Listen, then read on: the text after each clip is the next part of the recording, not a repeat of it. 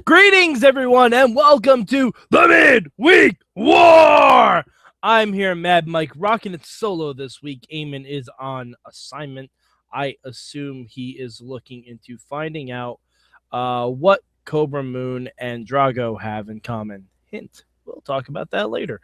But we are here to talk Lucha Underground, and man, oh man, what an episode it was this week.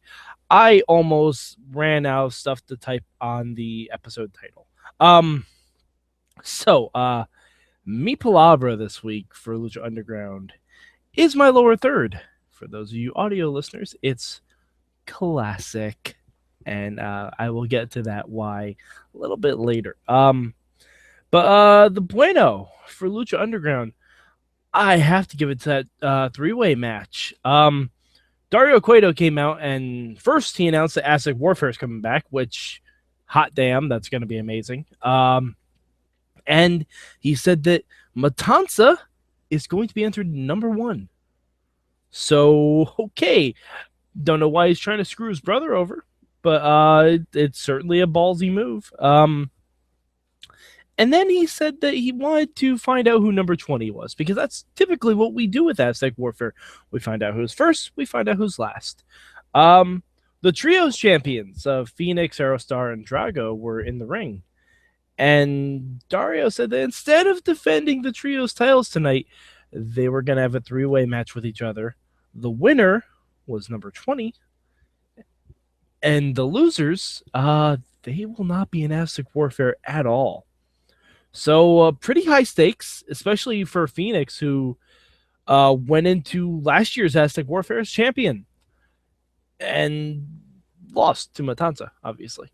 But yeah, so they had a baller match, and Drago, of all people, won. By the way, need to mention this. Aerostar bar fucking flamethrower for his entrance. Just because. Yeah, so Drago is going to be the last entrant into Aztec Warfare. And I don't know how well that's going to sit with his trios buddies, but it was definitely interesting. Like, they started the match really interestingly, too. They started off very respectfully. Like, 2 guys wrestled, the third guy waited on the outside, almost like a lucha tag rules. Like, as soon as one person went outside the ring, the other one came in. That quickly degenerated, but, oh, man. Just watch this match. Find it. All 3 guys are amazing. The wrestling on this week's Lucha was top-notch. Just all across the board. I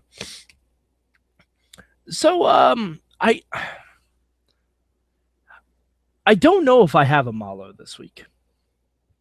I don't know. I'm trying to rack my brains. I'm going to go with another bueno, at least for right now, because I can't think of a Malo. I know Eamon's bowed out of Malos before, and I've never really done it. I always try and find something. This week's episode was damn good. No, I can't think of a Malo. I'll come back to my Malo. If I can think of a Malo, I'll come back to one.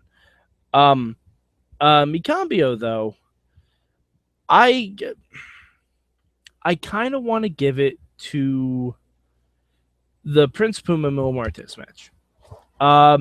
Not that there was anything wrong with the match. The match itself was fantastic. We've been teasing Prince Puma doing some heelish things for the whole season so far. And I thought this match with Mill might be the culmination of that. And it wasn't. And I feel like Prince Puma's win was almost a little too easy. Now, granted, you watch the match, you know it wasn't an easy win, but it was too clean for my taste. I feel like there should have been something a little bit... I mean, unless we're not going the Puma Dark route. If we're not going that route, okay, that's fine, but they've been teasing it for a long time, and I feel like conquering the demon that is Mil Muertes, like, he should have gone to the dark side a little bit. Just a hair. Just a scotch. Like, kind of what we did with Rey last year, and I don't know, it was a great match, great moment for Puma. It just feels like a little bit of a step sideways for his character, not forward. Um, man, I still can't think of a Malo. I really can't. I mean, because we had a match with Matanza, thanks to Dario's Dial of Doom and Killshot, and holy crap, that was fun. That was a really, really great match. Two guys, very vastly different styles. Really a lot of fun. Actually, you know what? All right. Okay. My Malo. I finally figured it out because I remember thinking this was my Malo when I was watching Lucha Underground. Matanza kind of gets wins a little too quickly sometimes. This week was a good example. Killshot was really, really going for it. And I mean, I know we want to put over Wrath of the Gods as a big finish, but it shouldn't be Matanza gets his ass kicked for 5 minutes and then hits one move and then it's over. Shouldn't be that. We usually don't have this problem in Lucha, and I know sometimes they try and squeeze a lot of stuff into 1 hour. So that's probably a case of this. I'm sure that match was probably way longer in the temple and it was cut down. But yeah, I don't know. It just seemed like I feel like Matanza should be showing a little bit of weakness because he's not going to be able to do that in Aztec Warfare. He's going to have to, gradually build stuff up. So I guess that would be my Malo. Like I said, it's a slight Malo. The match was still fun. And the post-match stuff, oh boy, let's talk about that right now, actually. The post-match stuff. The Temple was cheering for Killshot. They were happy for him. They put up a good fight, good effort. And then we saw this dude come out wearing dog tags. And everyone's like, oh, it's his prisoner buddy. My favorite thing about Lucha is that no one in the Temple has seen the vignettes.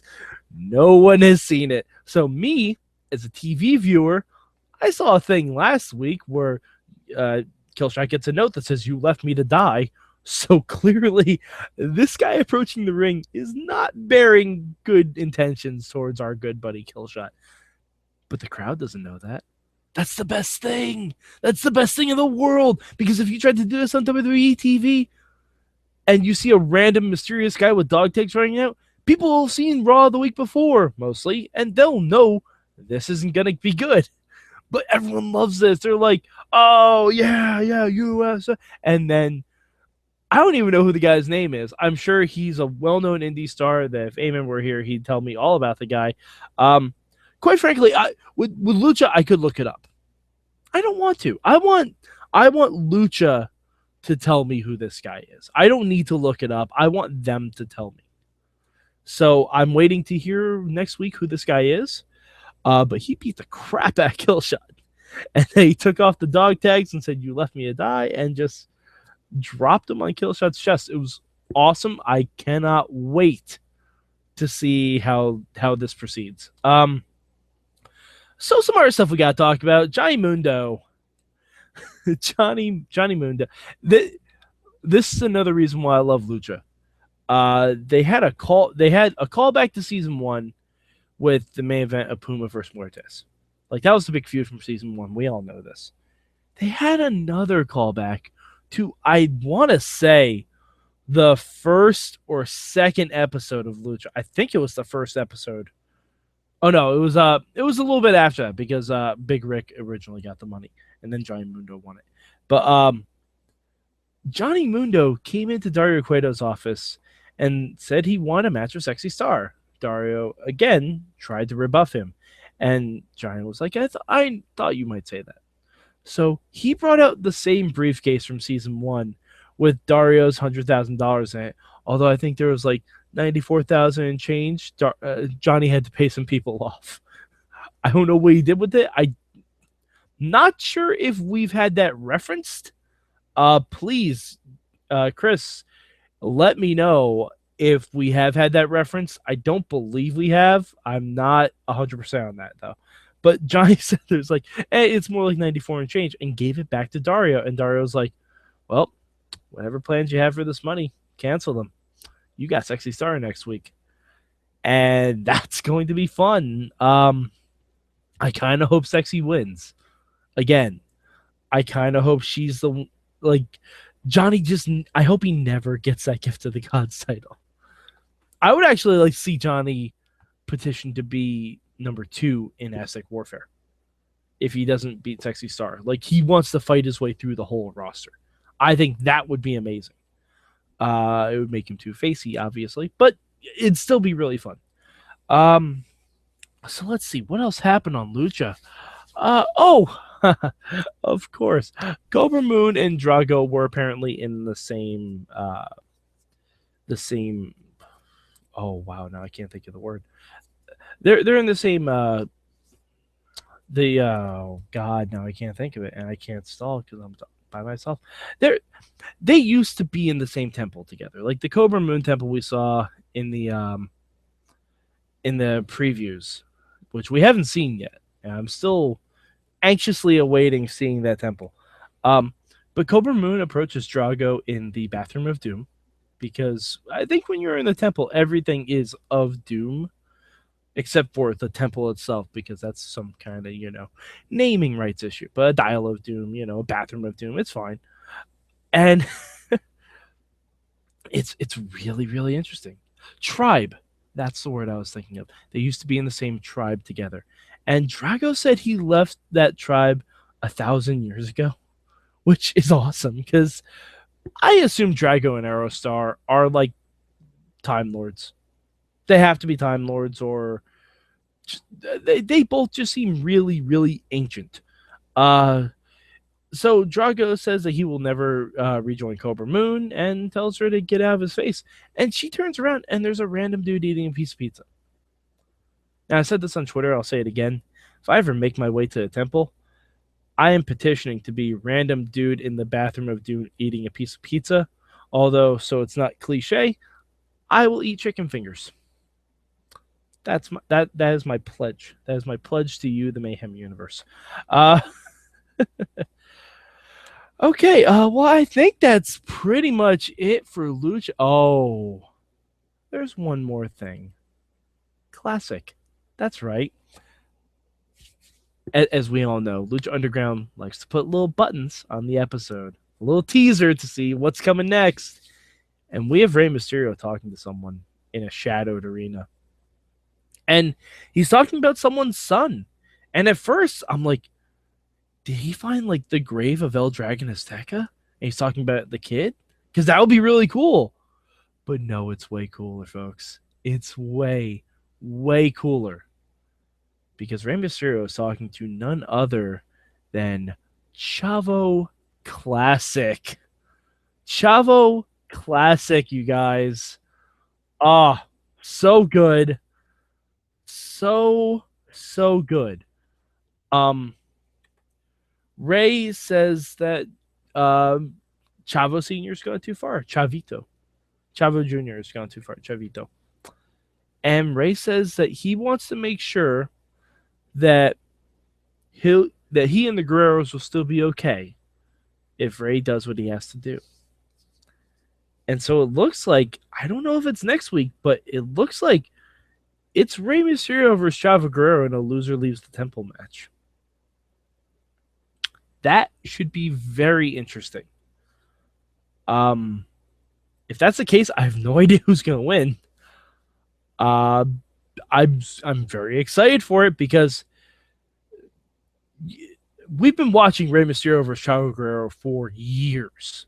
4 years. And it never really gets old.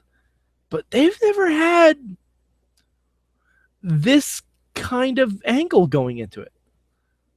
Like, they've had some stuff, some generic stuff, some tag team stuff, some stuff about Eddie after his passing. But I don't know, this seems a bit more intense. Probably thanks to his Rey's little Mendoza moment last weekend. But yeah, so that should be fun. I'm not sure when we're getting that. If it's next week, that's great. If not, I can't wait for it. But yeah, so I think that's it with Lucha. Rankings, clearly, you guys, I don't know why we even do rankings anymore. Lucha is numero uno with a bullet. Not any literal bullets this week. Don't get it twisted. Lucha hasn't shot anyone yet, as far as I can recall. But yeah, Lucha's number one this week. Just a solid up and down show.